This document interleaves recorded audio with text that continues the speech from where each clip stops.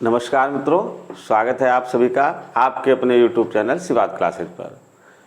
हमारी जो श्रृंखला चल रही है वर्तमान भारतीय समाज, और इसके 2 वीडियो अपलोड किए गए हैं।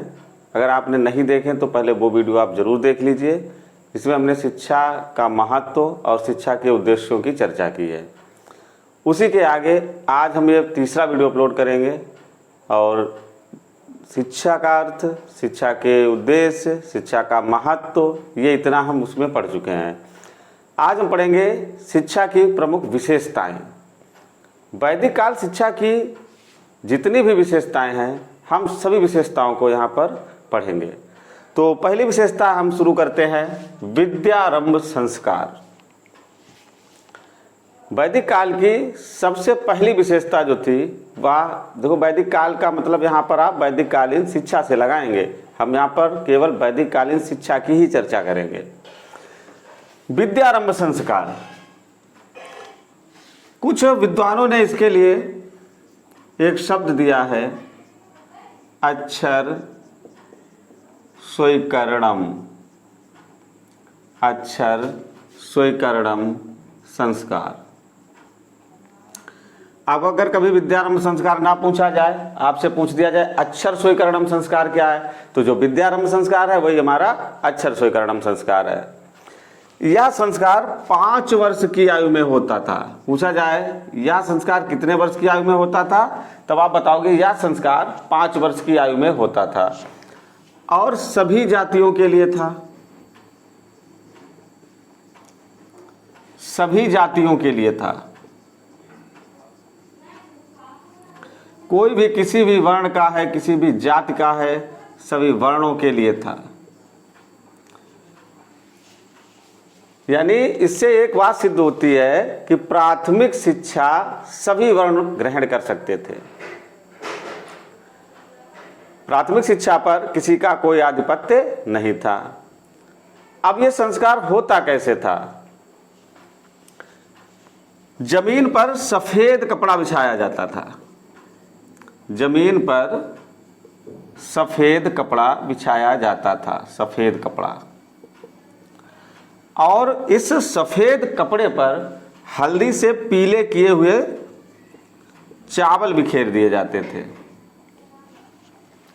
जमीन पर सफेद कपड़ा बिछाया जाता था और हल्दी से पीले किए हुए चावल उस कपड़े पर बिखेर दिए जाते थे। उसके बाद कुल पुरोहित को बुलाया जाता था और कुल पुरोहित बालक का हाथ पकड़कर उन चावलों के ऊपर संस्कृत वर्णमाला के अक्षर लिखवाता था। इसीलिए संस्कार का नाम भी है अक्षर स्वीकरणम संस्कार। और चूंकि यहाँ से ही बालक विद्या आरंभ करना शुरू करता था, इसलिए संस्कार का नाम है विद्यारंभ संस्कार। क्या प्रक्रिया थी कि कुल पुरोहित को बुलाया जाता था, जमीन पर सफेद कपड़ा बिछाया जाता था और उस सफेद कपड़े पर हल्दी से पीले किए हुए चावलों को बिखेर दिया जाता था। फिर कुल पुरोहित बालक का हाथ पकड़कर उस चावलों पे संस्कृत वर्णमाला के अक्षर लिखवाता था और यहीं से बालक की गृह शिक्षा प्रारंभ हो जाती थी। सॉरी, यहीं से बालक की गृह शिक्षा प्रारंभ हो जाती थी। देखिए, गृह शिक्षा वैसे तो सबके लिए थी, लेकिन जो 3 वर्ण थे,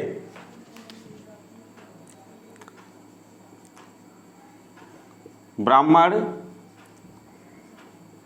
क्षत्रिय और वैश्य, इनकी जो शिक्षा थी वो ब्राह्मण की शिक्षा 8 वर्ष तक चलती थी, क्षत्रिय की 11 वर्ष तक और वैश्य की 12 वर्ष तक।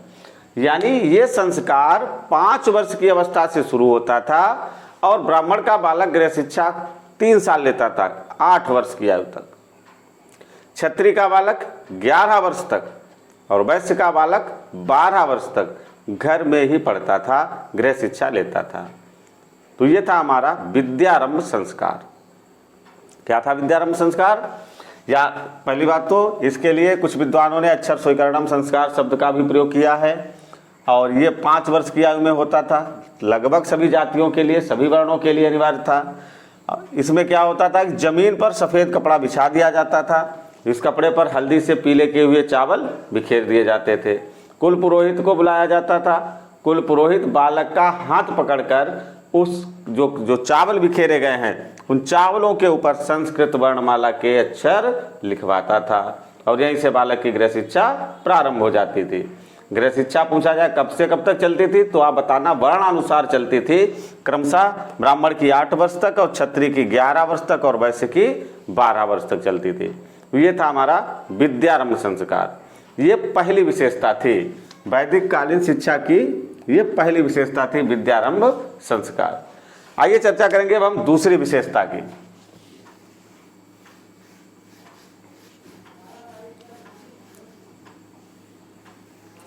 और बहुत ही महत्वपूर्ण विशेषता है ये, उपनयन संस्कार। उपनयन संस्कार, इसे मौजी बंधन संस्कार भी कहा जाता है।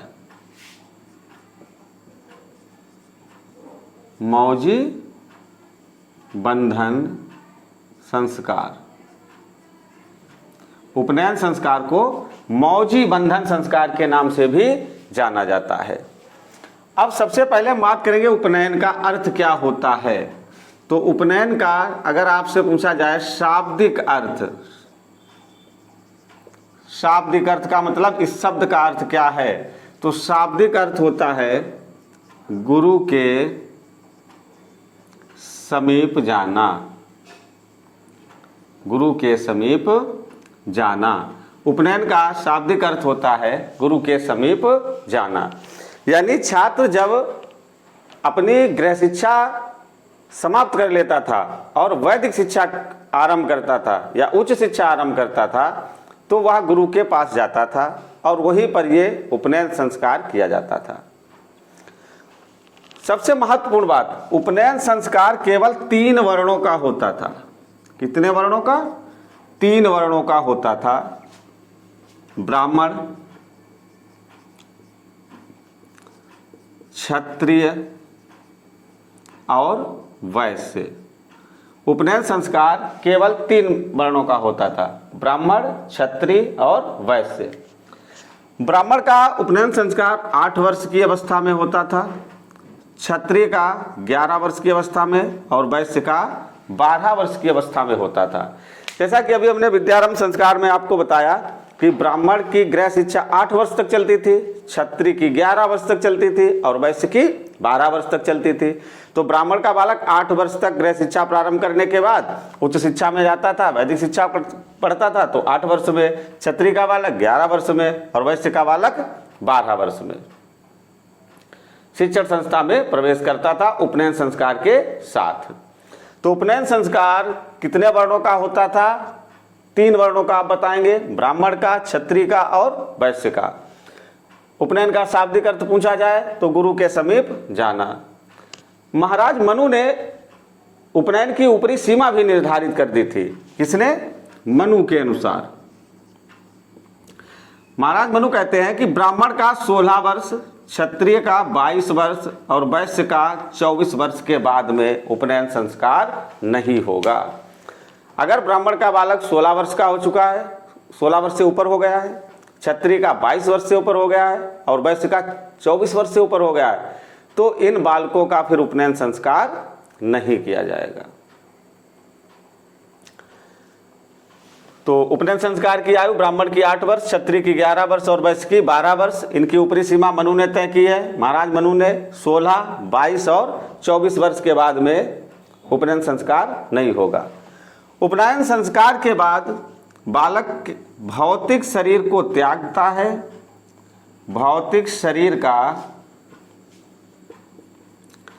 त्याग करके आध्यात्मिक शरीर में प्रवेश करता है। आध्यात्मिक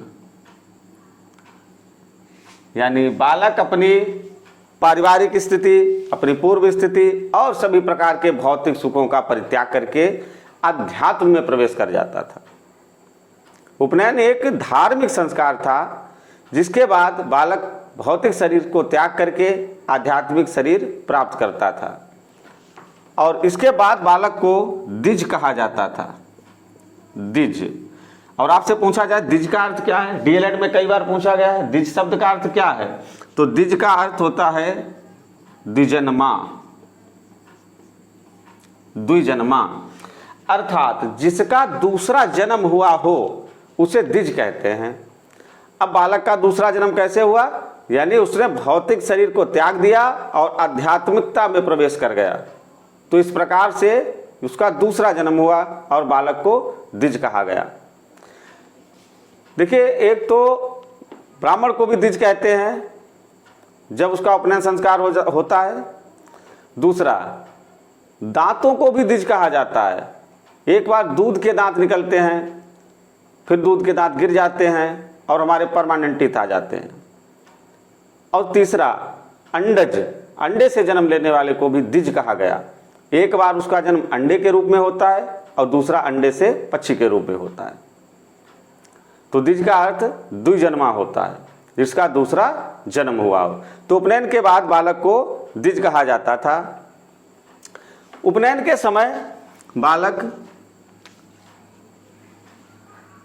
इधर लिख देंगे, कोपीन,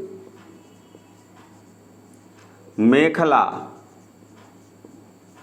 और दंड धारण करता था। उपनयन के समय बालक कोपीन, मेखला और दंड धारण करता था। तीनों वर्णों के लिए उपनयन की ऋतुएं भी भिन्न भिन्न थी। तीनों वर्णों के लिए वर्तमान समय में चाहे जब चाहे जिसका उपनयन संस्कार हो रहा है, वैदिक काल में ऐसा नहीं था। तीनों वर्णों के लिए उपनयन की ऋतुएं निर्धारित थी। देखिए, ब्राह्मण का वसंत ऋतु में, ब्राह्मण का उपनयन संस्कार वसंत ऋतु में, क्षत्रिय का ग्रीष्म ऋतु में और वैश्य का वर्षा ऋतु में उपनयन संस्कार होता था। ब्राह्मण का उपनयन संस्कार आपसे पूछा जाए तो आप बताएंगे वसंत ऋतु में, क्षत्रिय का पूछा जाए तो ग्रीष्म ऋतु में और वैश्य का पूछा जाए तो वर्षा ऋतु में। तो जब गुरु के पास बालक पहुंच जाता था, उसके बाद जो गुरु होता था, जो आचार्य होता था, वो उपनीत बालक से पूछता था। उपनीत का मतलब है जिसका उपनयन संस्कार होने वाला है। उपनीत बालक से पूछता था, कस्य ब्रह्मचारी असि, अर्थात तुम किसके ब्रह्मचारी हो। तो बालक कहता था भवतः, अर्थात आपका, और यह कहकर स्वयं को गुरु के चरणों में समर्पित कर देता था। उसके बाद बालक को गुरु के द्वारा कुछ उपदेश दिए जाते थे, जैसे धरती पर सो, आपको चारपाई और ऊंचे बिस्तर पर सोना नहीं है, धरती पर सो। खांड या नमकीन पदार्थ मत खाओ, खांड माने होता है मीठा, तो मीठा और नमकीन पदार्थ मत खाओ। स्वयं गिरी हुई समिधा जंगल से लाओ, समिधा माने लकड़ी, स्वयं गिरी हुई लकड़ी को, ऐसा नहीं जाओ और लकड़ी को तोड़ के लाओ, लकड़ी आपको तोड़ना नहीं है, जो लकड़ी स्वयं गिर गई है उसे लाना है। स्वयं गिरी हुई समिधा जंगल से लाओ। साया संध्या और प्रातः हवन करो, गुरु की सेवा करो। अलग अलग घरों से भिक्षा मांग कर लाओ, मधु मांस कभी न खाओ। छतरी, अंजन, जूता, इन सब का प्रयोग कदापि ना करें। तो इस प्रकार से गुरु उपदेश देता था।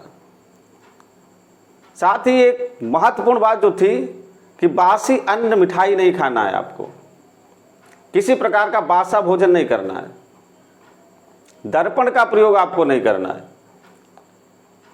बिना धुले हुए वस्त्र धारण नहीं करने हैं, बिना दी हुई किसी की वस्तु नहीं लेनी है। इन सारे नियमों का पालन अनिवार्य रूप से प्रत्येक विद्यार्थी को करना पड़ता था, चाहे वह गरीब घर का हो, चाहे वह रईस घर का हो, अमीर घर का हो, सभी को इन नियमों का पालन करना ही पड़ता था। और इस संस्कार के बाद, उपनयन संस्कार के बाद बालक को अंतेवासी कहा जाता था या ब्रह्मचारी कहा जाता था। तो ये था हमारा उपनयन संस्कार। वीडियो हमारा बड़ा ना हो, इसलिए हम छोटे छोटे पार्टों में आपको संपूर्ण वैदिककालीन शिक्षा पढ़ाएंगे। अगर ये वीडियो आपको पसंद आया हो तो चैनल को सब्सक्राइब जरूर कर लीजिए और अपने दोस्तों के साथ शेयर करिए। कोई बात समझ में नहीं आई है तो आप कमेंट बॉक्स में लिखिए, हम आपको अगले वीडियो में जरूर समझाने का प्रयास करेंगे। धन्यवाद।